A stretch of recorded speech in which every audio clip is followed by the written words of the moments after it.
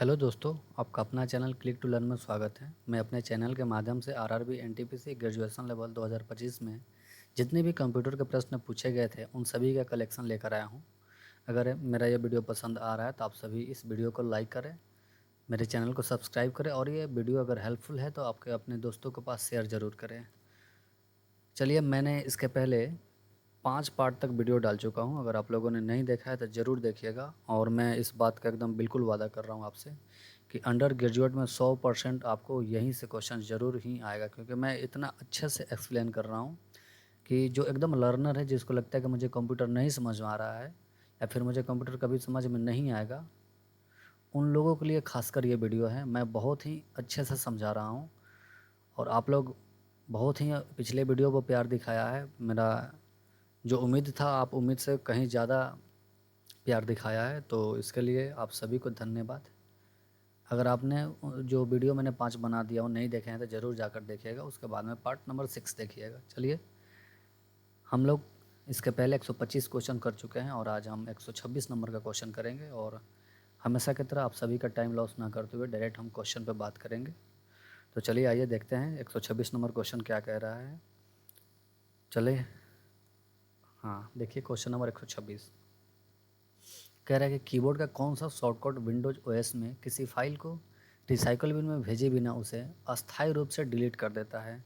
उसे अस्थायी रूप से डिलीट करने की बात कर रहा है। उसे क्या अस्थायी रूप से डिलीट करने की बात कर रहा है? ठीक, परमानेंट, यही आपको ध्यान देना होगा। क्या कह रहा है, परमानेंट कर रहा है या फिर टेम्प्रोरी कह रहा है? तो यहाँ पर परमानेंट की बात कर रहा है। ठीक है, तो परमानेंट डिलीट करने के लिए मैंने काफ़ी बार आपको वीडियो में बता चुका हूँ और एक बार फिर से आप जान लीजिए कि अगर किसी भी फाइल फोल्डर को आप डिलीट करना चाहते हैं, हमेशा के लिए डिलीट करना चाहते हैं, ऐसा आपको पता होगा कि किसी भी फोल्डर को आप डिलीट करिएगा तो पहले यह कहाँ जाता है, रिसाइकल बिन में जाता है। लेकिन आप सोच रहे कि रिसाइकल बिन में ना जाए, ये डायरेक्ट सीधे कंप्यूटर से ही डिलीट हो जाए। तो जब कंप्यूटर से डायरेक्ट डिलीट करना होगा तो शिफ्ट पकड़ के डिलीट बटन दबा दीजिएगा। शिफ्ट के साथ में डिलीट बटन दबा दीजिएगा, ये आपका सही आंसर हो जाएगा। शिफ्ट के साथ है डिलीट बटन दबाइएगा। यह क्या होता है, परमानेंट डिलीट होता है।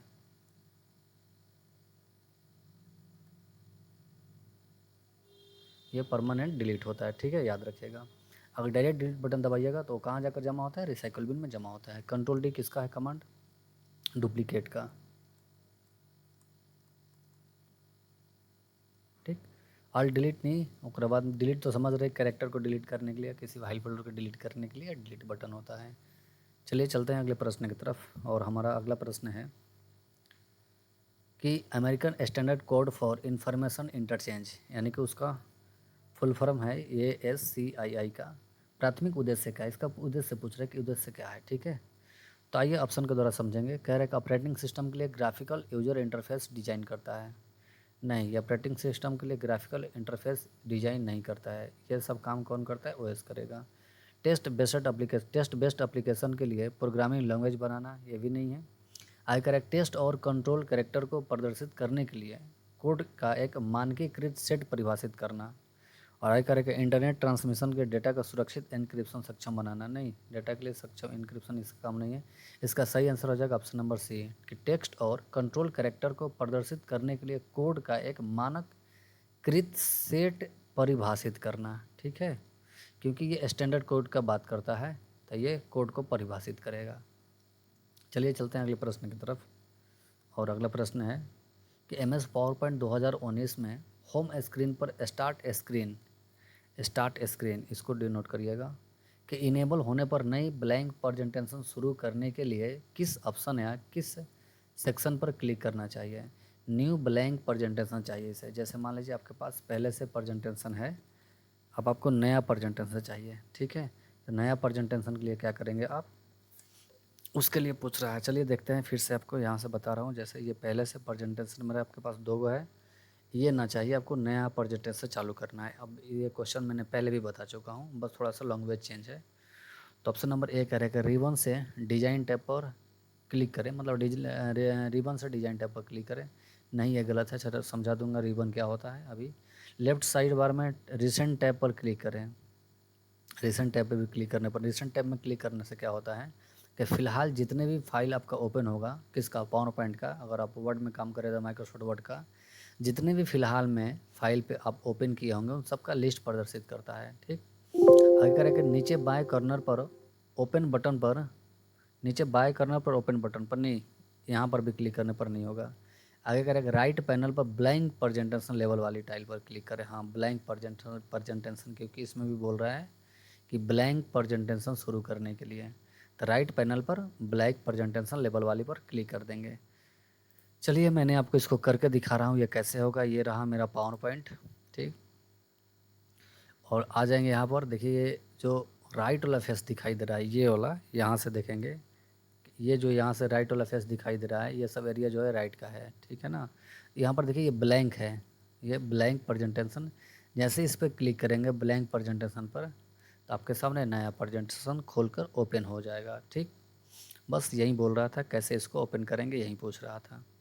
चलते हैं अगले प्रश्न की तरफ। और ये रहा आपका अगला प्रश्न कि एम एस पावर पॉइंट 365 में .ppsx फाइल फॉर्मेट का प्राथमिक उद्देश्य क्या है। अच्छा, पावर पॉइंट का आप लोग जानते हैं कि पावर पॉइंट का एक्सटेंशन नाम क्या होता है, .pptx। ठीक, वर्ड का क्या होता है, .docx। एक्सेल का क्या होता है, .xlsx। ठीक, अब ये जो नया मिला है आपको कि इसका क्या होता है, .ppsx। इसका क्या होता है कि जब आप किसी फाइल को सोच रहे डायरेक्ट स्लाइड में ओपन कर लें, मतलब डायरेक्ट स्लाइड चलने लगे। ऐसे क्या होता है कि जैसे हम लोग भी इसी तरह करते हैं कि अपने जो पावर पॉइंट में जो फाइल बनाता है, अभी जिस पे आप लोग पढ़ा रहे हैं पावर पॉइंट का ही फाइल बनाया हुआ है, हम लोग .ppsx में सेव करते हैं, क्योंकि जैसे ही डायरेक्ट खोलेंगे तो डायरेक्ट प्ले होने लगेगा, यानी कि डायरेक्ट किस में खुलेगा, प्रेजेंटेशन में खुल जाएगा, स्लाइड में खुल जाएगा। चलिए ऑप्शन के द्वारा देखते हैं क्या हो रहा है। कह रहा है कि प्रेजेंटेशन के फाइल साइज को कंप्रेस करना, साइज कंप्रेस नहीं करेगा। उसके बाद प्रेजेंटेशन को रीड ओनली फॉर्मेट में सेव करना, रीड ओनली फॉर्मेट अभी नहीं करता, रीड ओनली वाला, रीड ओनली का ऑप्शन आता है फाइल मेनू में, वहाँ से होगा।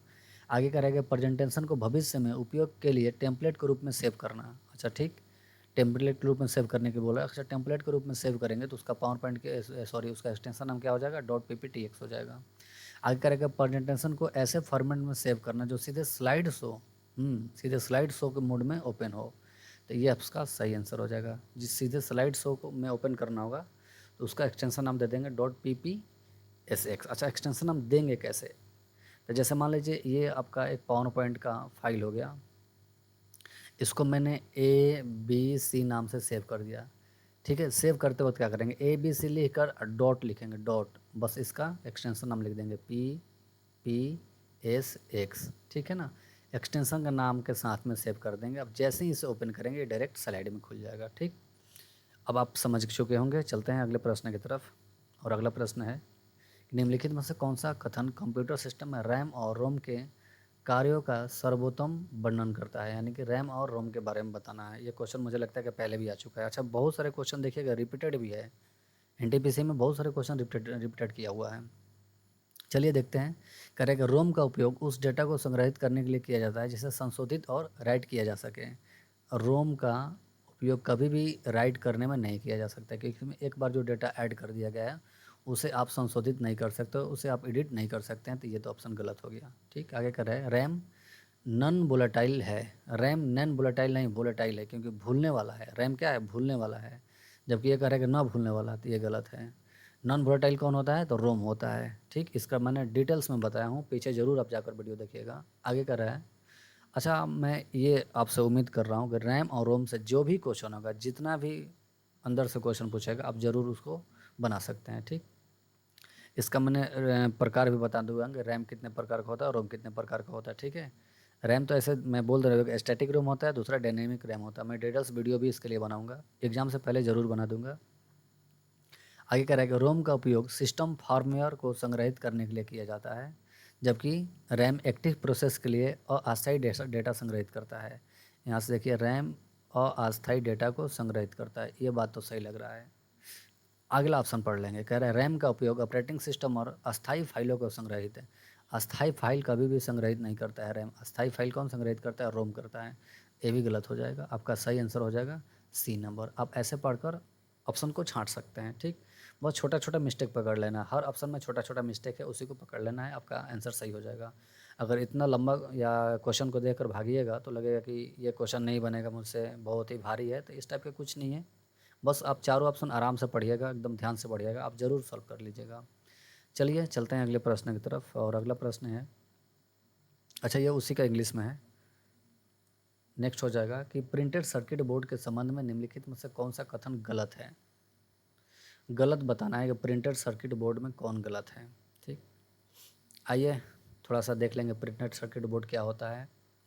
तो ये जो आप मदरबोर्ड देखेंगे या फिर इलेक्ट्रॉनिक डिवाइस की दुकान पर जितने भी देखे होंगे, ऐसे रेडियो में मिलेगा आपको, बहुत सारे इलेक्ट्रॉनिक्स पार्ट आपको इस डिज़ाइन में मिल जाएगा। यही है, क्या है, पीसीबी, प्रिंटेड सर्किट बोर्ड है। ये भी पीसीबी है, मदरबोर्ड पीसीबी ही आता है, प्रिंटेड सर्किट बोर्ड है। ठीक, तो इसके बारे में अब देखेंगे कि क्या क्या ऑप्शन दिया हुआ है। पहला करेंगे, पीसीबी केवल डेस्कटॉप कंप्यूटर को सर्विस देता है। ऐसा थोड़े है, पीसीबी केवल डेस्कटॉप कंप्यूटर में थोड़े ना सर्विस देता है, लैपटॉप में भी रहता है।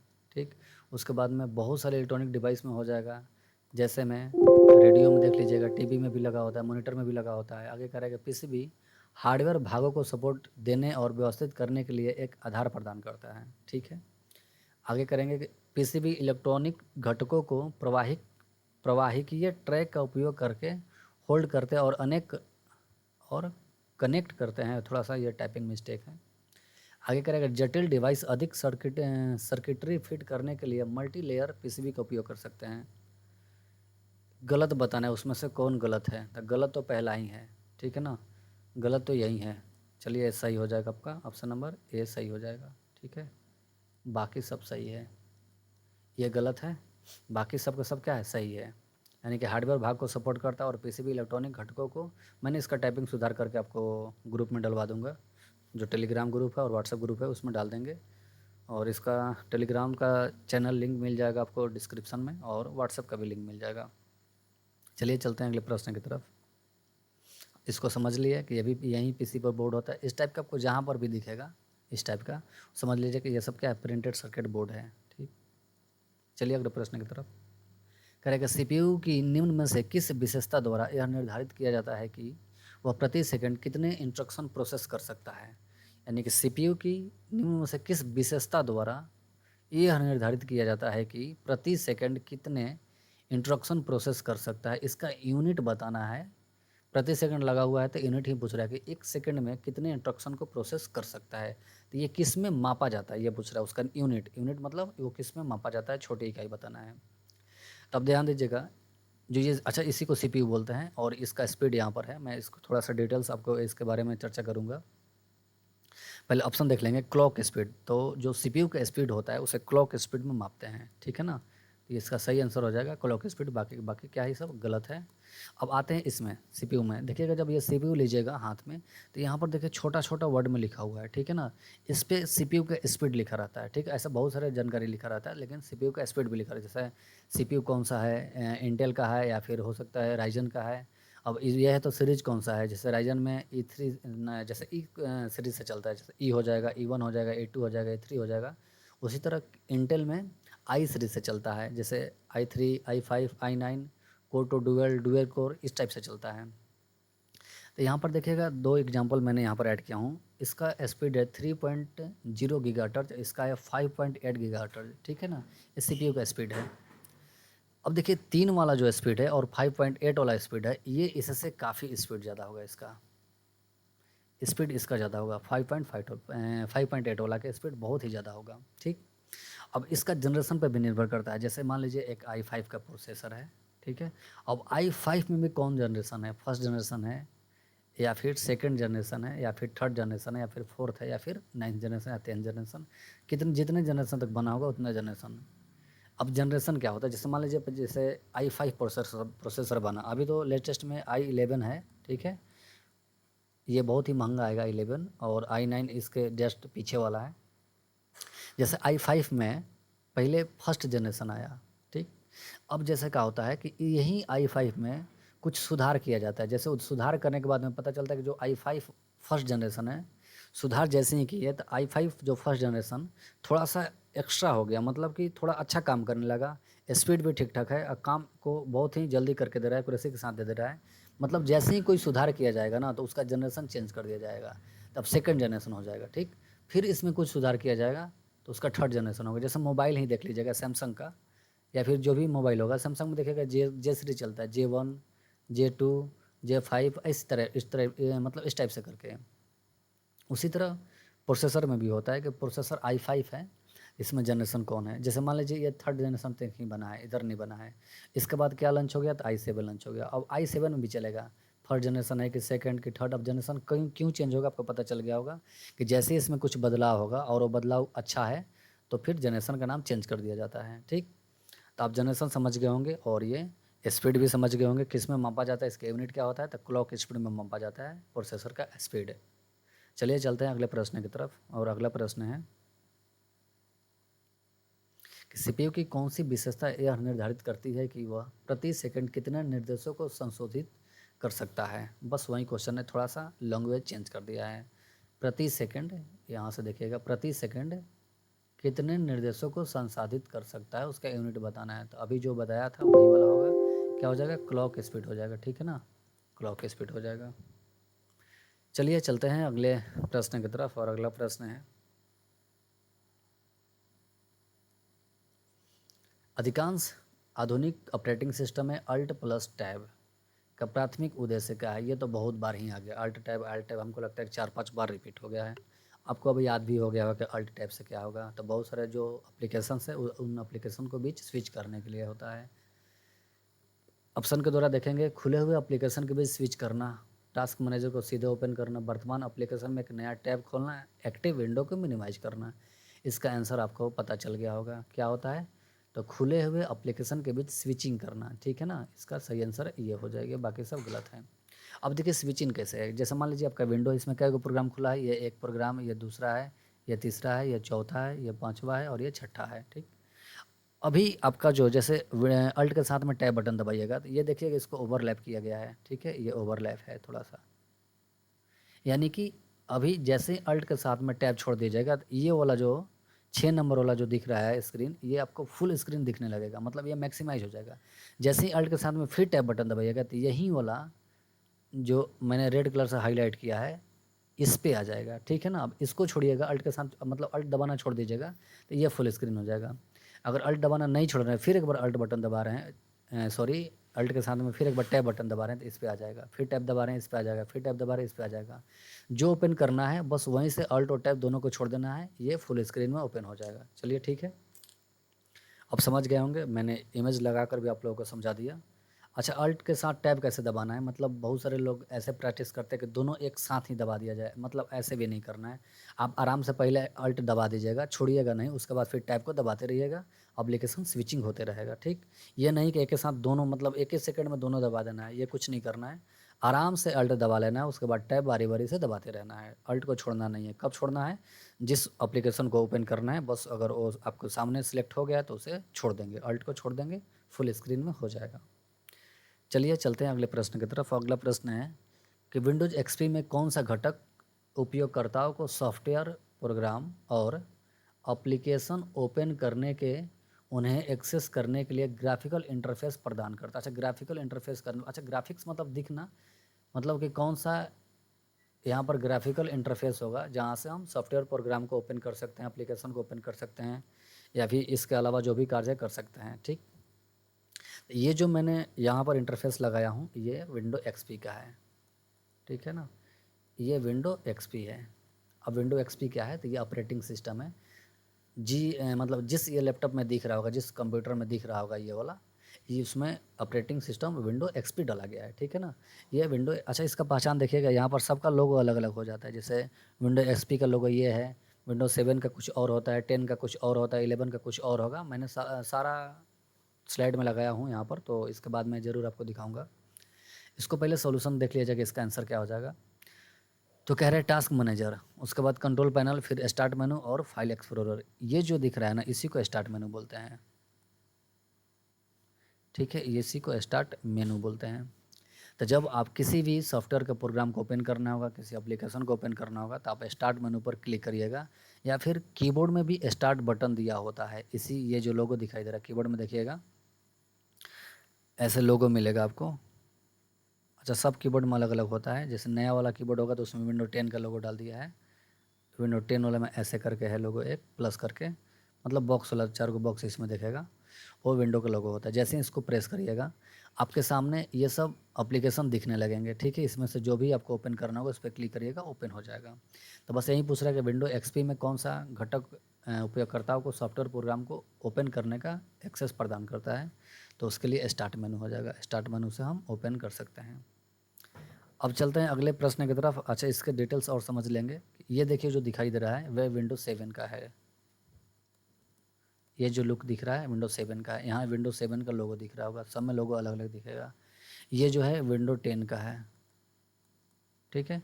और ये सबसे लेटेस्ट विंडो 11 का है, ठीक है। तो सब में आपको थोड़ा थोड़ा डिफरेंस दिख रहा होगा कि यहाँ पर ये जो स्टार्ट मेनू में क्या क्या आएगा, यहाँ 10 वाला में क्या आएगा, 11 वाला में क्या आएगा, सबका इंटरफेस आपको अलग अलग दिखेगा। हाँ, इंटरफेस अलग होने के साथ साथ इसमें बहुत सारे चेंजिंग भी होता है। ये नहीं कि विंडो 7 में जो सुविधा है वो विंडो 10 में वही वाला है, नहीं। विंडो 7 में जो सुविधा है विंडो 10 में भी है और एक्स्ट्रा भी मिल जाएगा। और विंडो 10 में जो सुविधा है वो 11 में भी है और एक्स्ट्रा भी आपको मिल जाएगा, ठीक है। चलते हैं अगले प्रश्न की तरफ।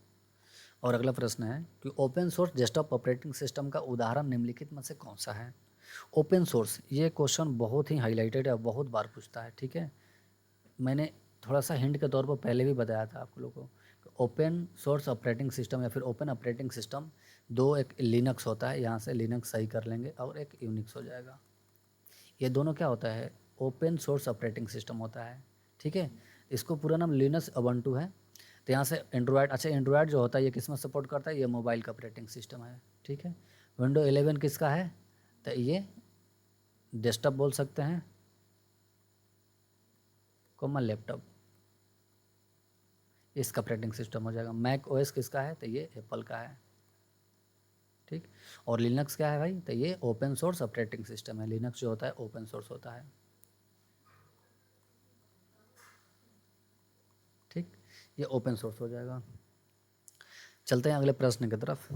और अगला प्रश्न है कि निम्नलिखित में से कौन सा विकल्प ऐसे अंतर्निहित डेटा संरचना का सर्वोत्तम वर्णन करता है जो एमएस एक्सेल जैसे इलेक्ट्रॉनिक स्प्रेडशीट का आधार बनता है। एमएस एक्सेल जैसे इलेक्ट्रॉनिक स्प्रेडशीट का आधार बनता है, ठीक है ना। इसी के बारे में आपको बताना है, ठीक। आइए प्रश्न को देखते हैं ऑप्शन से। कह रहा है कि सेल को बनाने के लिए एक दूसरे को प्रतिच्छेदित करने वाली पंक्तियाँ। हाँ, सेल को बनाने के लिए एक दूसरे को प्रतिच्छेदित, मतलब एक दूसरे को क्या करेगा, ये क्रॉस करेगा। तो एक्सेल भी आपको ऐसे ही दिख रहा होगा, बाकी आगे भी हम पढ़ लेंगे। पंक्तियाँ यानी कि रो को पंक्तियाँ कहते हैं और स्तंभ को कलन कहते हैं, ठीक है। रो और कलन से मिलकर ही सेल का निर्माण होता है। ये जो सेल दिखाई दे रहा है किससे मिलकर बना हुआ है, तो ये रो और कलन से मिलकर ही बना हुआ है। आगे कह रहा है कि अंत संबंधित टेबल्स और फील्ड्स के साथ रिलेशनल डेटाबेस मॉडल। नहीं, ये सब फालतू का है ऑप्शन, ये सब नहीं होगा, बस आपको यही मिल गया होगा। अब हिंदी में नहीं समझ में आ रहा है तो आप ये इंग्लिश वाला ज़रूर समझ जाइएगा, जैसे रो और कलन। तो एक्सेल में आपको क्या मिलेगा, रो और कलन से ही मिलकर एक्सेल का जो स्प्रेडशीट होता है वो बनता है। और यहीं पूछिए रहा है कि एमएस एक्सेल जैसी इलेक्ट्रॉनिक स्प्रेडशीट का आधार बनता है, मतलब इसका आधार क्या है, तो इसका आधार रो और कलन है। रो और कलन से मिलकर ही ये सेल का निर्माण होता है और पूरे के पूरे स्प्रेडशीट में सेल ही रहता है। चलिए चलते हैं अगले प्रश्न की तरफ। और अगला प्रश्न है कि एमएस एक्सेल में कौन सा फीचर यह सुनिश्चित करता है कि स्प्रेडशीट का केवल निर्दिष्ट भाग ही प्रिंट हो, स्पेसिफिक पोर्शन ही प्रिंट हो, ठीक है। यहाँ से मैंने इसको हाईलाइट कर दे रहा हूँ, निर्दिष्ट भाग ही प्रिंट हो, इसके बारे में पूछ रहा है। इसका मतलब है, मैंने यहाँ पर आपको समझा दे रहा हूँ। जैसे ये रहा एक्सेल का सीट,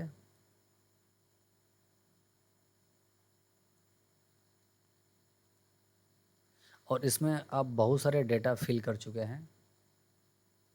जैसे यहाँ पर डेटा फिल है सब में। अब आपको एक एरिया सुनिश्चित करना है कि मुझे यहाँ से यहाँ तक ही प्रिंट चाहिए। जैसे मैंने यहाँ से इसको सिलेक्ट कर ले रहा हूँ, ये जो एरिया है इतना ही प्रिंट चाहिए, ठीक है ना। तो इसके लिए क्या करना होगा आपको, पहले इसको सिलेक्ट कर लीजिएगा, मैंने आपको करके भी दिखाऊंगा। सिलेक्ट करने के बाद में जैसे सिलेक्ट कर लीजिएगा, उसके बाद कीबोर्ड से Ctrl+P बटन दबाइएगा। आपको इतना ही प्रिंट में दिखाई देगा, जो प्रिंट प्रीव्यू होगा वो इतना ही देगा, क्योंकि मैंने क्या किया हूँ, प्रिंट एरिया को सिलेक्ट कर लिया हूँ, सिलेक्ट करके उसके बाद मैंने प्रिंट बटन दबाया हूँ, मतलब कंट्रोल पी बटन दबाया हूँ, तो आपको इतना ही एरिया प्रिंट आएगा, ठीक है ना। अगर आप बिना सिलेक्ट किए हुए कंट्रोल पी बटन दबाए हैं तो A4 पेज पे जितना भी मैटर हटेगा उतना आ जाएगा, ठीक। तो इसका सही आंसर हो जाएगा पेज ओरिएंटेशन। तो पेज ओरिएंटेशन से क्या होता है, ये पोजीशन पेज का सेट करेंगे कि पेज जो है पोर्ट्रेट चाहिए या फिर लैंडस्केप चाहिए, खड़ा चाहिए या फिर लेटा हुआ चाहिए। मार्जिन क्या होता है, ये तो चौथाई होता है, पेज का कितना चौथाई छोड़ना है, ठीक है ना। चौथाई के बारे में भी आपको बता चुका हूँ। और पेज ब्रेक क्या होता है, पेज ब्रेक प्रीव्यू, पेज को ब्रेक करके देखने के लिए एक प्रीव्यू होता है। मैं जैसा कि पेज ब्रेक प्रीव्यू करिएगा तो अच्छा, पेज ब्रेक प्रीव्यू एक्सेल और वर्ड दोनों में मिलेगा। जैसे यहाँ पर वाटर मार्क के रूप में लिख कर आ जाएगा, जैसे मान लीजिए पेज नंबर 2 है तो ये लिख कर आ जाएगा पेज नंबर 2, ये पेज 2 यहाँ पर लेकर आ जाता है वाटर मार्क के रूप में। हालांकि ऐसे एक्सेल में वाटर मार्क ऑप्शन नहीं दिया हुआ है, लेकिन आप एक्स्ट्रा अगर आप सोचेंगे एक्सेल में वाटर मार्क ऐड करने के लिए तो ऐड कर सकते हैं, उसके लिए वर्ड आर्ट का यूज करना पड़ता है। बाकी ऐसे कोई स्पेसिफिक ऑप्शन नहीं दिया हुआ है कि आप वाटर मार्क ऐड कर सकते हैं। तो पेज ब्रेक प्रीव्यू नहीं होगा, प्रिंट एरिया, ठीक है ना, इसका आंसर हो जाएगा प्रिंट एरिया। क्यों, क्योंकि निर्दिष्ट भाग कर रहा है, स्पेसिफिक भाग के बारे में बात कर रहा है, तो मैंने जो सिलेक्ट किया हूँ सिर्फ उसी को प्रिंट करना होगा, तो प्रिंट एरिया ऑप्शन का यूज कर लेंगे। आइए इसको आपको करके दिखा रहा हूँ। जैसे मान लीजिए ये रहा मेरा एक्सेल के फाइल, ठीक, और मैंने इसमें कुछ डेटा फिल कर दे रहा हूँ। ऐसा नहीं भी करेंगे तो कोई बात नहीं है, लेकिन कर दे रहा हूँ ताकि आपको दिखे। जैसे मैंने यहाँ से कंट्रोल पी बटन दबाया,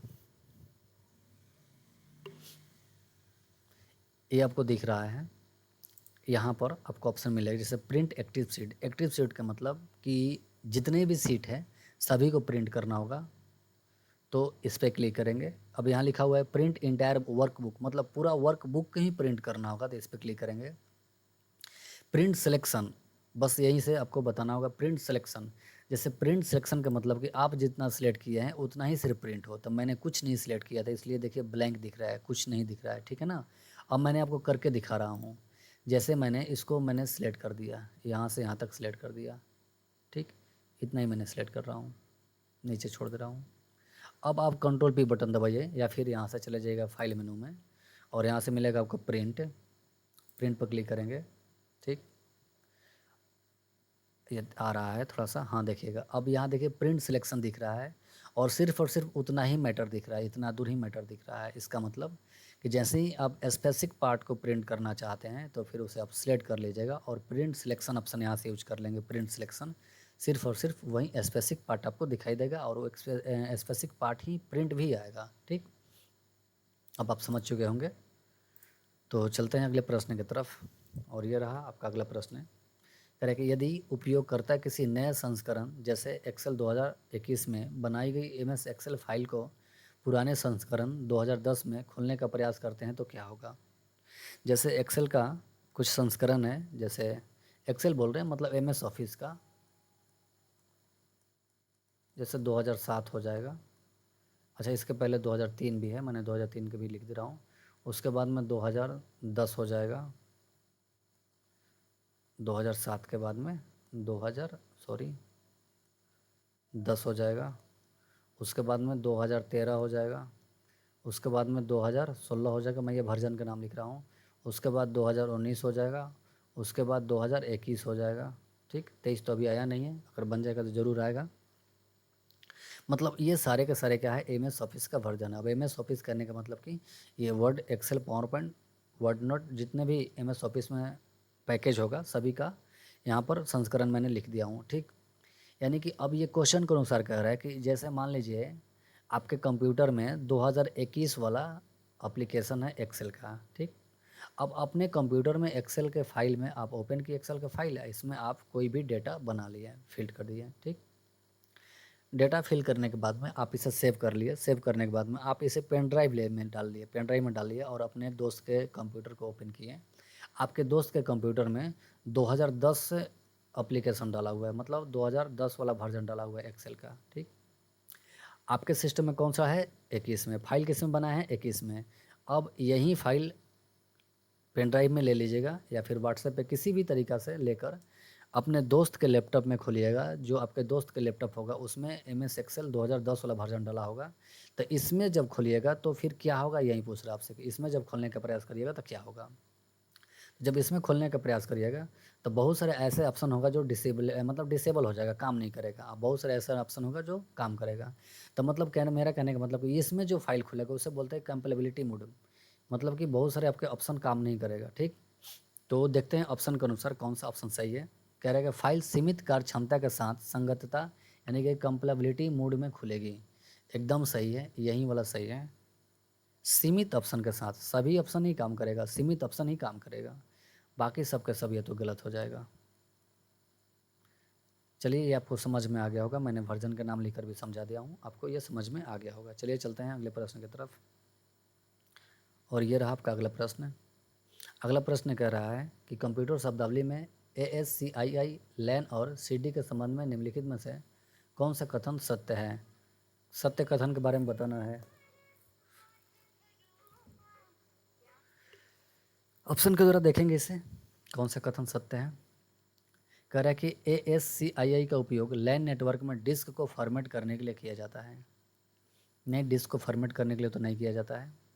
आगे करेगा CD राइटेबल मैग्नेटिक स्टोरेज के माध्यम, CD राइटेबल मैग्नेटिक स्टोरेज का माध्यम है। नहीं, ये भी नहीं होगा, ये भी नहीं होगा। आगे करेगा ASI बाइनरी में न्यूमेरिक कोड का उपयोग करके कैरेक्टर को निरूपित करता है। हाँ अच्छा, बाइनरी, यहाँ पर आपको एक नया शब्द मिला बाइनरी, तो समझ लीजिए कि बाइनरी का मतलब क्या होता है।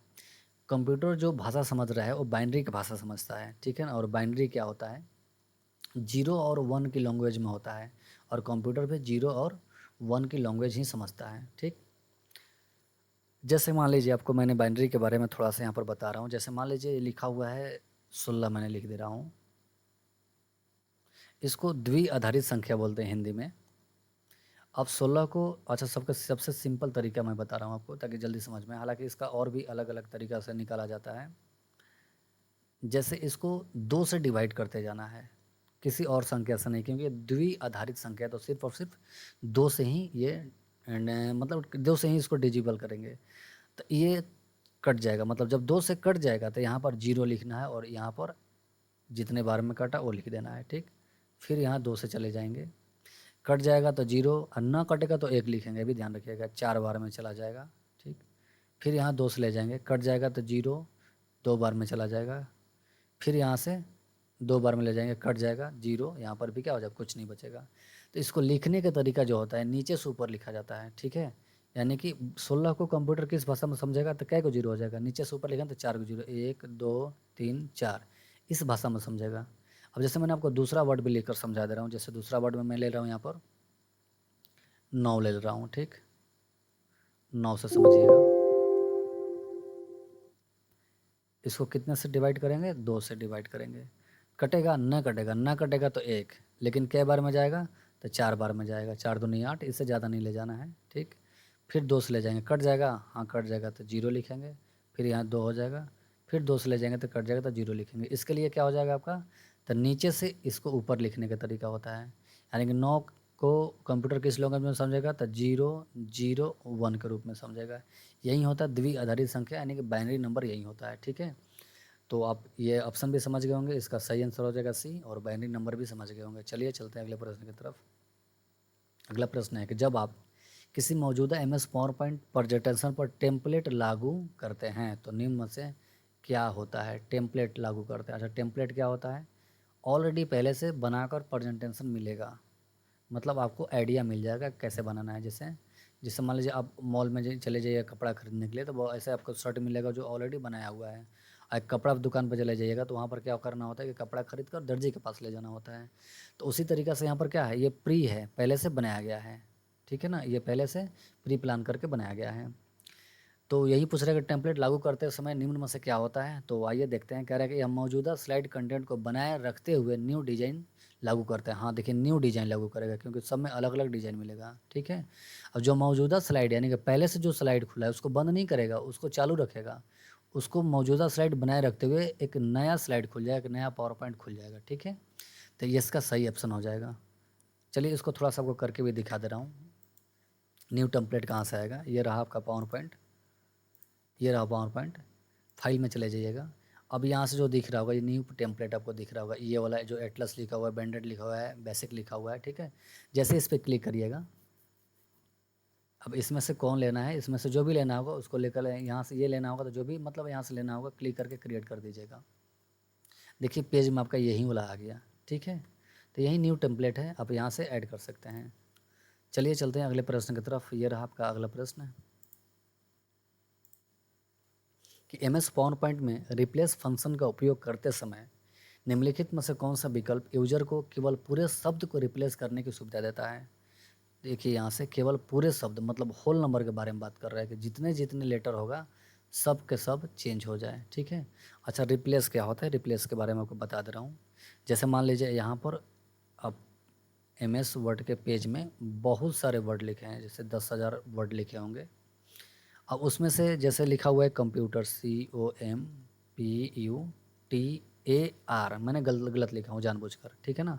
अब ये कंप्यूटर क्या जगह लिखा हुआ है, यही वाला वर्ड TAR वहीं लिखा हुआ है, क्या जगह मान लीजिए लगभग 100 बार लिखा हुआ है, ठीक। अब आपको इसको सुधारना है, तो सुधारने के लिए या तो आप जहाँ जहाँ कंप्यूटर लिखा हुआ है गलत वहाँ वहाँ जाकर सुधारना होगा, ठीक। और नहीं तो आप सोच रहे हैं कि एक ही बार में सब सुधर जाए, तो उसके लिए आप Ctrl+H का यूज कर सकते हैं, यानी कि रिप्लेस ऑप्शन का यूज कर सकते हैं। इसमें क्या होता है रिप्लेस वाला में, जैसे ही Ctrl+H बटन क्लिक करिएगा तो यहाँ पर 2 बॉक्स मिलेगा, यहाँ पर लिखा होगा फाइंड है, ठीक, और एक नीचे बॉक्स मिलेगा और यहाँ पर लिखा होगा रिप्लेस। यहाँ पर फाइंड में मतलब कि जो गलत लिखे ना उसको लिख देना है यहाँ पर, यानी कि COMPUTER। यहाँ पर जिसमें रिप्लेस करना चाहते हैं, ये ओल्ड वाला है मतलब कि ओल्ड लेटर लिखना है, इसमें न्यू लेटर लिखना है, तो COMPUTER इसमें कर देंगे, ठीक है ना। जिसमें चेंज करना है न्यू लेटर लिख देंगे, ठीक है। नीचे लिखा होगा फाइंड है, फाइंड का बटन मिलेगा, मैंने करके दिखाऊंगा भी है। इसके बगल में रिप्लेस मिलेगा, ठीक। इसके बगल में ही रिप्लेस ऑल मिलेगा, रिप्लेस ऑल मिलेगा, ठीक। अब जैसे आप सोच रहे हैं कि अगर सबको नहीं सुधार करना है, इसमें से कुछ कुछ को सुधार करना है, तो पहले फाइंड करिएगा, फर्स्ट में जहाँ आपको ये कंप्यूटर देखेगा उसको हाईलाइट कर देगा। इसको चेंज करना है तो रिप्लेस पर क्लिक कर दिएगा, जैसे ही रिप्लेस पर क्लिक करिएगा ये कंप्यूटर TAR हटकर TER हो जाएगा ऑटोमेटिक, ठीक। अगर मान लीजिए इसको रिप्लेस नहीं करना था, ये 1 नंबर वाला है मतलब 100 को लिखा हुआ है, आगे जाइएगा तो 2 नंबर वाला, जैसे ही फाइंड करिएगा दोबारा तो दूसरा नंबर वाला मिलेगा, यही वाला वर्ड। अगर उसको रिप्लेस करना है तो रिप्लेस पर क्लिक करिएगा, दूसरा चेंज हो जाएगा, पहला नहीं चेंज होगा, क्योंकि पहला चेंज करिएगा तो ही चेंज होगा, नहीं करिएगा तो दूसरा वाला पा जाएगा। अगर आपको पूरे होल नंबर को चेंज करना मतलब पूरे जितना भी इसमें कंप्यूटर गलत लिखा हुआ है सबको चेंज करना है, तो आप रिप्लेस ऑल पर क्लिक कर दीजिएगा। जैसे ही आप रिप्लेस ऑल पर क्लिक करेंगे, जहाँ जहाँ TAR लिखा हुआ है कंप्यूटर में वहाँ वहाँ TER लिखकर आ जाएगा, ठीक। तो ऑप्शन के अनुसार देख लेंगे कौन सही है। तो साउंड लाइक इंग्लिश, नहीं ये कैसे हो सकता है। आगे यूज वाइल्ड कार्ड्स, नहीं, ऑप्शन भी बहुत अलग अलग दिया हुआ है। मैच केस, मैच केस ये नहीं होता, मैच केस मतलब अपर केस लोअर केस, उसके बाद में कैपिटल इच वर्ड केस है, टूगल केस, 5 प्रकार के केस उपलब्ध कराता है एम एस वर्ड उपलब्ध कराता है। हाँ MS पावर पॉइंट में भी है और शायद MS एक्सेल में नहीं है, MS एक्सेल में नहीं है, वर्ड में है और पावर पॉइंट में है। तो जैसे ही वर्ड में ये ऑप्शन मिलेगा आपको चेंज मैच केस में ऑप्शन मिलेगा तो वहाँ पर आपको बता दूंगा। अब यहाँ पर कौन सही हो जाएगा, तो फाइंड होल वर्ड्स ओनली, हाँ पूरे के पूरे वर्ड्स को चेंज करने के लिए। आइए मैंने आपको इसको लाइव करके दिखा रहा हूँ। ये रहा मेरा माइक्रोसॉफ्ट वर्ड, मैंने इसमें बहुत सारे वर्ड लिख दे रहा हूँ।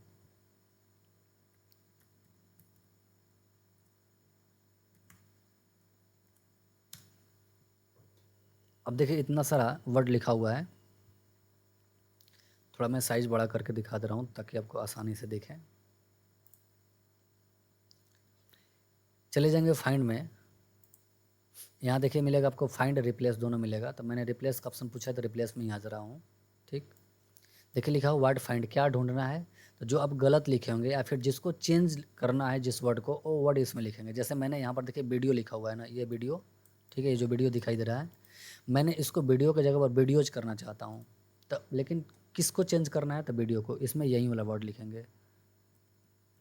पुराना वाला, ठीक। रिप्लेस विथ किस में चेंज करना चाहते हैं, तब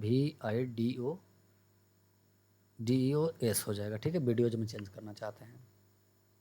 यहाँ पर फाइंड आ जाएगा, फाइंड नेक्स्ट करेंगे, देखिए ये हाईलाइट कर दिया वीडियो, यहाँ पर हाईलाइट दिख रहा होगा आपको। फिर फाइंड नेक्स्ट करिएगा, यहाँ पर भी हाईलाइट दिख रहा है। अगर इसको चेंज करना है तो रिप्लेस पर क्लिक करेंगे, देखिए वीडियोज हो गया, आपको मिलेगा यहाँ पर। देखिए यहाँ पर ये वीडियोज हो गया है, ठीक है ना। ये क्या हो गया, वीडियोज हो गया है, ठीक है। अब जहाँ जहाँ वीडियो है, देखिए यहाँ वाला वीडियो है, वीडियो ही अभी है, वीडियोज नहीं हुआ है, ठीक है। लेकिन जहाँ जहाँ वीडियो है सबको रिप्लेस करना है, तो देखिए यहाँ पर लिखा हुआ रिप्लेस ऑल। जैसे ही मैंने रिप्लेस ऑल बटन प्रेस करेंगे, सब का सब जहाँ जहाँ वीडियो है सब वीडियोज हो जाएगा, रिप्लेस ऑल। देखिए सब चेंज हो गया, ओके। 16 जगह लिखा था, यहाँ पर देखिए वीडियोज हो गया। अच्छा यहाँ पर 2 बार हो गया क्योंकि मैंने 2 बार कर दिया। उसके बाद में और भी जहाँ देखिएगा, और भी आपको वर्ड जो मिलेगा, वीडियोज देख लीजिएगा, कहीं होगा तो और जगह भी मिलेगा। देखिए यहाँ पर भी है एक वीडियो, यहाँ पर भी वीडियोज हो गया है, ठीक है ना। मतलब जहाँ जहाँ वीडियो था ना, सब वीडियोज हो गया है। अब इसको तो आप अच्छे से समझ गए होंगे। तो चलिए चलते हैं अगले प्रश्न की तरफ, और ये रहा आपका अगला प्रश्न कि विद्युत परिपथों में PCB का पूर्ण रूप क्या है। पीछे भी क्वेश्चन पूछा हुआ था, रिपीटेड क्वेश्चन है। तो क्या होता है, printed circuit board, peripheral circuit, bridge नहीं, प्रिंटेड सर्किट बोर्ड, हाँ ये वाला सही हो जाएगा, ठीक। और चलते हैं अगले प्रश्न की तरफ, और अगला प्रश्न है कि माइक्रोसॉफ्ट वर्ड में टेक्स्ट को खोजने और बदलने का कौन सा तरीका सही है। मैंने अभी अभी करके दिखाया हूँ, खोजने और बदलने, यानी कि फाइंड एंड रिप्लेस की बात कर रहा है। तो फाइंड और रिप्लेस करने के लिए मैंने अभी करके दिखाया भी हूँ, तो ऑप्शन के द्वारा आप तो करिए लीजिएगा। अल्ट इंटर गलत है, होम टैब पर जाए और रिप्लेस चुने, मैंने अभी अभी। अच्छा इसमें पूछ रहा है कौन सा तरीका सही नहीं है, गलत तरीका बताना है, ध्यान दीजिएगा इस पर। तो ये तो सही नहीं है, इसका सही आंसर वाला यही हो जाएगा, सही आंसर ये होगा। लेकिन होम टैब पर जाएं और रिप्लेस चुनें, मैंने वहीं अभी करके दिखाया था, होम टैब पर जाकर रिप्लेस पर क्लिक किया था। फाइंड एंड रिप्लेस विंडो खोलने के लिए कंट्रोल H बटन दबाएं, हाँ कंट्रोल H बटन दबाएंगे तो भी हो जाएगा। और एडिट पर क्लिक करें और फिर फाइंड एंड रिप्लेस चुनें, ये भी सही है। इसमें कौन गलत है, तो अल्ट और इंटर बटन दबाने से फाइंड एंड रिप्लेस नहीं होता है, ये वाला गलत है, बाकी सब सही है। चलिए चलते हैं अगले प्रश्न की तरफ। ये रहा अगला प्रश्न कि किसी स्प्रेडशीट से कॉपी किए गए कंटेंट को, अच्छा स्प्रेडशीट कह रहा है यहाँ से, स्प्रेडशीट मतलब समझिएगा ये एक्सेल की बात कर रहा है, ठीक। इंसर्ट करने के लिए MS वर्ड, अब यहाँ पर MS वर्ड की बात कर रहा है। MS वर्ड में पेस्ट स्पेशल फंक्शन का उपयोग करते समय निम्न में से कौन सा पेस्ट ऑप्शन वर्ड डॉक्यूमेंट में गणना किए गए मानों को डिस्प्ले करते हुए मूल सूत्र गणनाओं को संरक्षित करेगा। यानी कि जो मूल सूत्र होगा, जो display the calculated value in the word, और यहाँ से देख लीजिए जो ओरिजिनल फार्मूला होगा, ठीक है, उसको कौन प्रदर्शित करेगा, उसके बारे में पूछ रहा था। HTML फॉर्मेट, वर्ड और एक्सेल में कहीं HTML की बातें नहीं है। अनफॉर्मेट टेक्स्ट, अनफॉर्मेट टेक्स्ट भी नहीं होगा। आगे कह रहा है कि MS Excel worksheet object, MS Excel worksheet object ही ये काम उपलब्ध करा सकता है, तो इसका सही आंसर हो जाएगा C। बाकी पिक्चर ये सब गलत हो जाएगा। अगर आप नहीं भी ये जानते होंगे, अगर ये सिर्फ खाली ऑप्शन पढ़ लेंगे होंगे तो सही कर दीजिएगा, क्योंकि यहाँ पर MS एक्सेल की चर्चा सिर्फ और सिर्फ एक ही ऑप्शन में किया हुआ था, तो ये वाला सही हो जाएगा। चलते हैं अगले प्रश्न की तरफ, और अगला प्रश्न है कि विंडो में रीनेम करते समय फाइल के नाम में निम्नलिखित में से किस कैरेक्टर की अनुमति नहीं है। मैंने कल वाला वीडियो में ही बताया हूँ, यानी कि 5 नंबर वीडियो वाला में ही बताया हूँ, और आपको नोट भी करवाया था कि कौन कौन अलाउ नहीं है, नोट कर लीजिएगा। फिर से मैंने लिख दे रहा हूँ क्या क्या अलाउ नहीं है। Forward slash, backward slash, semi kiln, less than, greater than, star और क्वेश्चन का चिन्ह, ये सब किसी भी फाइल फोल्डर का नामकरण करते समय ये सब अलाउ नहीं है। यानी कि लिखते समय अगर इसमें से कोई लेटर लिखिएगा तो आपको फाइल का नाम गलत रॉन्ग कर देगा, मतलब लिखने ही नहीं देगा। तो इसमें हैच लिख सकते हैं। अच्छा हैच भी छूट गया है, प्रश्न हाइफन अंडरस्कोर, प्रश्न का चिन्ह नहीं लिख सकते, हैच भी लिख सकते हैं, हाइफन भी लिख सकते हैं, अंडरस्कोर भी लिख सकते हैं, लेकिन ये जो प्रश्न का चिन्ह है ये नहीं लिख सकते हैं, ठीक है ना। प्रश्न का चिन्ह किसी भी फाइल फोल्डर में नहीं हो सकता है। चलिए चलते हैं अगले प्रश्न की तरफ, और अगला प्रश्न है कि निम्नलिखित में से कौन सा कथन सर्वोत्तम तरीके से व्याख्या करता है कि सभी डेस्कटॉप आइकन हटाने से विंडोज OS में एप्लीकेशन की कार्य क्षमता पर कोई प्रभाव नहीं पड़ता है। अच्छा यहाँ पर एक और ऑप्शन दिखेगा, डेस्कटॉप आइकन, आइकन क्या होता है।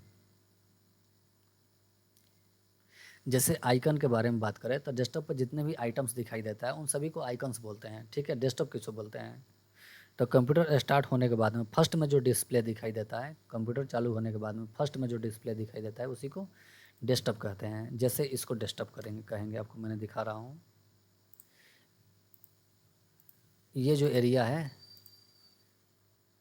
ये जो एरिया दिखाई दे रहा है, मैंने जिस पर अभी क्लिक कर रहा हूँ, ये जो एरिया है ये डेस्कटॉप है, ठीक है ना। तो इसी के बारे में बात कर रहा है। तो आइए इस पर और भी ऑप्शन को देखते हैं और विस्तार से चर्चा करते हैं। क्वेश्चन नंबर ये था।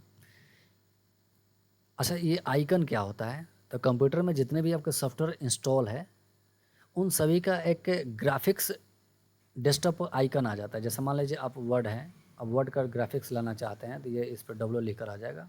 और मैंने शॉर्टकट के बारे में बताया था, ये क्या होता है, मेन एप्लीकेशन का शॉर्टकट होता है। मतलब मेन एप्लीकेशन डेस्कटॉप पर नहीं है, मेन एप्लीकेशन तो उसी ड्राइव में मिलेगा आपको, ठीक है। तो ये क्या करता है, उसका विजुअल प्रदर्शित करता है, ठीक है ना, आइकन के रूप में डिस्प्ले करता है कि अब अगर आप चाहेंगे क्विक एक्सेस करने के लिए तो आपको सी ड्राइव में ना जाकर या फिर स्टार्ट मेनू में ना जाकर डेस्कटॉप पर, मतलब डेस्कटॉप पर ही इसके आइकन पर डबल क्लिक करने के बाद में ओपन हो जाता है। अब ऑप्शन के द्वारा देखेंगे, कह रहा है कि डेस्कटॉप आइकन केवल विजुअल शॉर्टकट है, वास्तविक एप्लीकेशन फाइल नहीं। हाँ, ये तो सही बात कर रहा है। जो डेस्कटॉप आइकन दिख रहा है ना विजुअल शॉर्टकट है, इसके पहले भी मैंने बताया था। वास्तविक एप्लीकेशन नहीं, वास्तविक एप्लीकेशन ये नहीं है, वास्तविक एप्लीकेशन आपको सी ड्राइव में मिलेगा, ठीक। आगे कह रहा है कि डेस्कटॉप आइकन सिस्टम की महत्वपूर्ण फाइल है। महत्वपूर्ण फाइल तो नहीं है भाई, ये गलत है। डेस्कटॉप एक वर्चुअल मेमोरी क्षेत्र है जहां एप्लीकेशन बैकग्राउंड में रन होती है। नहीं नहीं, ये भी गलत है। विंडोज ओएस डेस्कटॉप डायरेक्टरी में सभी एप्लीकेशन फाइलों को डुप्लीकेट करता है। डुप्लीकेट भी नहीं करता है। इसका सही आंसर क्या हो जाएगा? ऑप्शन नंबर ए, ठीक है ना। यानी कि डेस्कटॉप आइकन केवल विजुअल शॉर्टकट है, वास्तविक एप्लीकेशन फाइल नहीं है। वास्तविक एप्लीकेशन फाइल कहाँ रहेगा? सी ड्राइव में भी रहेगा, ठीक है। अच्छा, पता करना होगा कि वास्तविक इसका एप्लीकेशन फाइल कौन है। तो इसका जो आइकन दिख रहा है ना, उसी आइकन पर राइट क्लिक करिएगा तो इसका लोकेशन का एक ऑप्शन आएगा। जैसे मान लीजिए मैंने यहाँ पर किसको ले रहा हूँ, हाँ ये कोरल ड्रा का फाइल है, मैंने इस पर राइट क्लिक कर दे रहा हूँ। ओपन फाइल लोकेशन लिख रहा है। जैसे ही मैंने ओपन फाइल लोकेशन पर क्लिक करूँगा, इसका जहाँ मेन फाइल होगा ना आपको वहाँ पर लेकर चल जाएगा। मैंने क्लिक कर दिया हूँ, अब इसका जहाँ मेन फाइल होगा वहाँ लेकर चल जाएगा। देखिए मेन फाइल के पास ला दिया। मेन फाइल है कहाँ? तो पीसी सी ड्राइव में है, ठीक है ना। ये जो सी ड्राइव है ना, सी ड्राइव में है। यानी कि ये जो सी ड्राइव है यहीं पर सबका मेन फाइल रखा होता है, ठीक। चलिए चलते हैं अगले प्रश्न की तरफ। ये रहा आपका अगला प्रश्न कि एम एस वर्ड 2019 का कौन सा फीचर बहुस्तरित क्रमांकित सूची जैसे 1.1, 1.2 बनाने की सुविधा प्रदान करता है, ठीक है। जैसे ये बोल रहा है, जैसे मान लीजिए क्वेश्चन नंबर 1 हो गया, इसके बाद क्वेश्चन नंबर 1.1 हो गया, क्वेश्चन नंबर 1.2 हो गया, और उसके बाद आप 2 नंबर क्वेश्चन डालें तो 2.1 हो गया, इस टाइप से। या फिर आप बहुत सारे क्वेश्चन देखे होंगे जो एग्ज़ाम में देता है। मैंने यहाँ पर उसी तरह का ऐड भी किया हूँ। जैसे ये 1 नंबर का क्वेश्चन हो गया, ठीक। इसके नज़र इसके नीचे इसका ऑप्शन दिया हुआ है। जैसे ए नंबर का ऑप्शन है, बी नंबर का ऑप्शन है, सी नंबर का ऑप्शन है, डी नंबर का ऑप्शन है, या फिर ऐसे भी देख सकते हैं। अच्छा, ये 2 नंबर का क्वेश्चन हो गया, नीचे में इसका रोमन वाला दे रहे हैं। 1 नंबर है, ये 2 वाला है, ये 3 वाला है, ठीक। तो इसको बोलते हैं मल्टी लेवल लिस्ट बोलते हैं, ठीक है ना। ये एम एस वर्ड में मिलता है, मैंने करके आपको दिखा रहा हूँ। मल्टी लेवल लिस्ट होता है ये। तो पहले इसका आंसर जान लेंगे। कह रहे हैं कि इंक्रीज इंडेंट बटन, ये गलत है। आगे कह रहा है कि चेंज स्टाइल ऑप्शन, ये भी गलत है। आगे कह रहा है कि define new multi level list, हाँ define new multi level list, इसको बोलते ही हैं multi level list. Format painter, ये भी गलत है। आइए मैंने इसको करके दिखा रहा हूँ। ये रहा आपका माइक्रोसॉफ्ट वर्ड। चलिए मैंने इन सारे को डिलीट कर दे रहा हूँ। मैंने कुछ लिखूंगा नहीं, बस ऐसे ही टाइप कर दे रहा हूँ। जैसे यहाँ पर क्वेश्चन नंबर मैंने 1 लिख दिया, 1 नहीं लिख रहा हूँ, डायरेक्ट लिखेंगे। अच्छा, मल्टी लेवल लिस्ट बनाने के लिए आपको क्वेश्चन नंबर लिखने की ज़रूरत नहीं है। मल्टी लेवल लिस्ट में ये ऑटोमेटिक आपको नंबर दे देगा। उसके बाद में ये क्वेश्चन था, ठीक। अब मैंने इसके अंदर 4 ऑप्शन डालना है, तो आप एक टैब बटन यूज कर लीजिएगा, टैब बटन दबा दीजिएगा, ठीक। अब यहाँ से एक ऑप्शन, ठीक, फिर इंटर बटन दबा के फिर एक टैब दबाइएगा इसी के सामने, यानी कि ऑप्शन है तो ऑप्शन के सामने से लिखिएगा। 2 ऑप्शन, फिर टैब दबाइएगा, 3 ऑप्शन, 4 ऑप्शन रखना है तो 4 भी ऑप्शन दे दीजिएगा। मतलब ऑप्शन ऑप्शन के सामने होना चाहिए, ठीक है ना। यानी कि जो ऑप्शन है वो ऑप्शन के सामने होना चाहिए। देखिए मैंने सारे ऑप्शन को इसके सामने ऐड कर दिया हूँ, ठीक। उसके बाद अब मुझे 2 नंबर का क्वेश्चन देना है। तो क्वेश्चन के सामने से लिखेंगे। अब इसके सामने से 2 नंबर वाला क्वेश्चन ऑटोमेटिक आएगा, नंबर नहीं देना है, ठीक है। अब इसके अंदर भी मुझे क्या करना है कि इसके अंदर एक क्वेश्चन हो गया, ठीक, और इसके अंदर भी क्वेश्चन के अंदर भी क्वेश्चन डालना। जैसे नहीं होता है कि निम्नों से 5 का उत्तर दे, ठीक है। तो ये जो लिखा हुआ है कि निम्न में से 5 का उत्तर दे, यहाँ पर लिखा हुआ है ये जो है निम्न में से 5 का उत्तर दे, ये जो लिखा हुआ है निम्न में से 5 का उत्तर दें। उसके बाद यहाँ पर इसका प्रश्न दिया हुआ है। अब इसके अंदर 5 का ऑप्शन मिलेगा आपको। तो इसके अंदर जब लिखना है तो फिर मैंने टैब बटन दबा देंगे, 2 टैब इसके सामने से नहीं, ऑप्शन के सामने से होना चाहिए, ठीक है। फिर टैब देकर इसी के सामने से आ जाएंगे। मैंने 3 ही छोड़ दे रहा हूँ, ठीक। अब आप समझिएगा मेरी बात। जैसे जो क्वेश्चन होगा क्वेश्चन के सामने सामने होगा। जैसे ये सब क्वेश्चन है, ये क्वेश्चन है, ये भी क्वेश्चन है, तो दोनों का देखिएगा अलाइनमेंट सामने है। ये ऑप्शन है तो इसके सामने है, ये भी इसका ऑप्शन है तो इसका सामने है। अब इसके अंदर का ये ऑप्शन है, ठीक है ना, तो ये इसके सामने है। अब मल्टी लेवल लिस्ट कैसे प्रदर्शित करेंगे? सबको आप सिलेक्ट कर लीजिएगा। सिलेक्ट करने के बाद में सबको मैंने सेलेक्ट कर लिया। चले जाइएगा बुलेट वाला में यहाँ पर।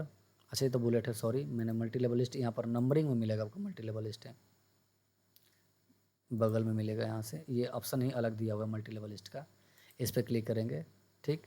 इसमें से कौन चूज करना है आपको, वेरिएंट दिया हुआ है, इसमें से जो भी आपको चूज़ करना है उस पर क्लिक कर दीजिएगा। जैसे मुझे ये चूज़ करना है, मैं इस पर क्लिक कर दूँगा। देखिए ऑटोमेटिक आ गया है। मैंने इसको 1 नंबर नहीं दिया था, 1 नंबर आ गया है। अब इसको पता है कि ये ए नंबर होगा, बी होगा, सी होगा, डी होगा, ऑप्शन ऑटोमेटिक आ गया है। अब जैसे ये 2 नंबर है, ये 2 नंबर क्वेश्चन है, इसके नीचे ये इसका क्वेश्चन है और इस क्वेश्चन के नीचे 3 ऑप्शन है। तब मैंने ये सब जो इसका जो मल्टी लेवल लिस्ट था, नंबर था रोमन वाला या फिर ABCD वाला, ये सब मैंने नहीं लिखा था, ये ऑटोमेटिक आ गया था। तो ये सारे के सारे यूज जब क्वेश्चन नंबर बनाइएगा, जैसे क्वेश्चन किसी एग्जाम का टाइप करिएगा, चाहे किसी बुक का क्वेश्चन टाइप कर रहे हैं, तो वहाँ पर मल्टी लेवल लिस्ट का यूज किया जाता है। क्वेश्चन जल्दी बन जाएगा और आसानी से बन जाएगा, आपको थोड़ा सा प्रॉब्लम नहीं करेगा। चलिए चलते हैं अब प्रश्न की तरफ। और आपका अगला प्रश्न है कि विंडो 11 OS में फाइल एक्सप्लोरर में नाम से फाइलों को सॉर्ट करने का सबसे सरल तरीका निम्नलिखित में से कौन सा है? अच्छा, सॉर्ट करने का बोल रहे हैं, ये वो वाला सॉर्ट नहीं है। ये सॉर्ट एक ये होता है जैसे कि असेंडिंग ऑर्डर डिसेंडिंग ऑर्डर के बारे में कर रहा है, ठीक है ना। असेंडिंग ऑर्डर और असेंडिंग ऑर्डर के बारे में कर रहा है। अच्छा, असेंडिंग ऑर्डर को इसमें बोला जाता है A to Z, ठीक है। डिसेंडिंग ऑर्डर को Z to A बोला जाता है, ठीक। तो शॉर्ट में क्या होगा कि जो फाइल का नेम होगा वो आपको किस आधार पर देखना है। किस आधार कहने का मतलब, यहाँ पर आधार आपको दिखाई देगा, जैसे डेट, कि जिस डेट में बना है। असेंडिंग और जैसे आज 1 तारीख है तो 1 तारीख का जितना फाइल होगा पहले दिखाई देगा, 2 तारीख का जितना फाइल होगा उसके बाद दिखाई देगा, 3 तारीख का तो जो फाइल होगा उसके बाद दिखाई देगा, ठीक। उसके बाद होगा नेम, मतलब नेम के द्वारा दिखाई देगा। नेम के द्वारा कैसे दिखाई देगा? तो जिसका नाम A से स्टार्ट होगा जिस फाइल का, वो पहले दिखाई देगा। जिसका नाम B से स्टार्ट होगा वो बाद में दिखाई देगा। जो C से नाम दिखाई देगा वो उसके बाद दिखाई देगा। जैसे यहाँ पर मैं 2 नाम लिख रहा हूँ, ऐसे अमन, ठीक है, और दूसरा लिख रहा हूँ अभिषेक। अच्छा, इन दोनों में अगर मैंने नेम सेलेक्ट किया हूँ तो इन दोनों में से पहले किसका नंबर आना चाहिए, अमन का कि अभिषेक का? तो अब ऐसे देखिएगा फर्स्ट लेटर से तो दोनों ए लिखा हुआ है, तो अभी डिसाइड नहीं हुआ। जब फर्स्ट लेटर से डिसाइड नहीं करता है सिस्टम तो दूसरा लेटर देखता है। दूसरा क्या है, एम, उसके बाद बी। तो पहले एम आता है कि बी आता है? तो पहले बी आता है, यानी कि पहले दिखाएगा अभिषेक को, अब बाद में दिखाएगा किसको, अमन को, ठीक है ना। तो ये बाई डेट हो गया, बाई डेट के बाद में बाई नेम हो गया, उसके बाद में एक हो जाएगा साइज, साइज के आधार पर। अब साइज़ में भी आपसे मतलब कि जैसे छोटा साइज़ दिखाएगा, जैसे हो सकता है ये कै KB का, ये 5 KB का है और ये 20 KB का है। तब पहले कौन दिखाई देगा? पहले 5 KB वाला दिखाई देगा, उसके बाद में 20 KB वाला दिखाई देगा। तो डेट होगा, नेम होगा, साइज हो जाएगा। उसके बाद में और भी होता है, और तो अब मुझे ऑप्शन याद नहीं आ रहा है। बहुत सारे ऑप्शन इसमें मिलता है आपको, 10 गो ऑप्शन के तो करीब आसपास मिलता है। तो चलिए आप इसको समझ गए होंगे। तो इसमें से देख लेंगे कौन सही होगा। कह रहेगा फाइल एक्सप्लोरर में नेम कॉलन हेडर पर क्लिक करें, नहीं ये गलत है। कंट्रोल S का उपयोग करें, कंट्रोल S किसका होता है? तो सेव का होता है, तो होबे नहीं करेगा। आगे करेगा राइट क्लिक करें, ग्रुप बाय सिलेक्ट नेम करें। हाँ, यहाँ पर कह रहे हैं नाम से फाइलों को सॉर्ट करना है। किससे करना है? नाम से करना है। यहाँ पर आपको ओपन बोल दिया है, नाम से करना है। तो फोल्डर पर मतलब उस क्षेत्र में राइट क्लिक करना है और ग्रुप बाय सिलेक्ट करके नेम पर क्लिक कर देना है। आपको नेम के द्वारा दिखने लगेगा। मैंने करके दिखा दे रहा हूँ, पहले इसको सही कर लीजिएगा। उसके बाद में आ जाइए यहाँ पर। मैंने कोई ड्राइव ओपन कर दे रहा हूँ।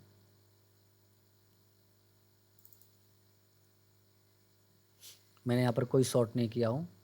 यहाँ से शॉर्ट करने के दिखा रहा हूँ आप लोगों को शॉर्ट कैसे किया जाएगा। जैसे राइट क्लिक करिएगा, यहाँ पर शॉर्ट आ जाएगा। ठीक है, शॉर्ट किस में करना है, जैसे नेम है, डेट मॉडिफाई है, टाइप है, साइज है, असेंडिंग ऑर्डर, डिसेंडिंग ऑर्डर, मोर में भी मिलेगा आपको।